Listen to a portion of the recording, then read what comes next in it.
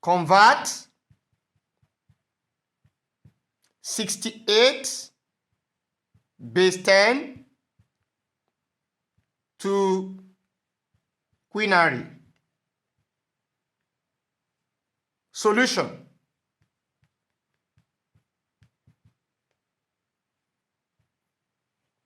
Now we draw a table. We have 68 here to quinary, that is what? Base 5. Now we continue.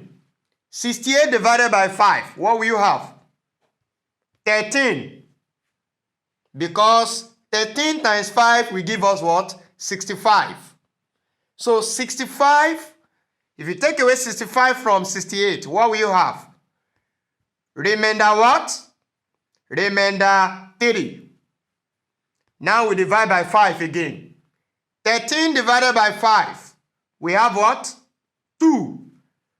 2 times 5, that is 10. Take away from 13. Remainder what? 3 also. We divide by 5 also again. 2 divided by 5, 0. The remainder is what? Remainder 2. So we take it from down to up. Then we conclude the solution.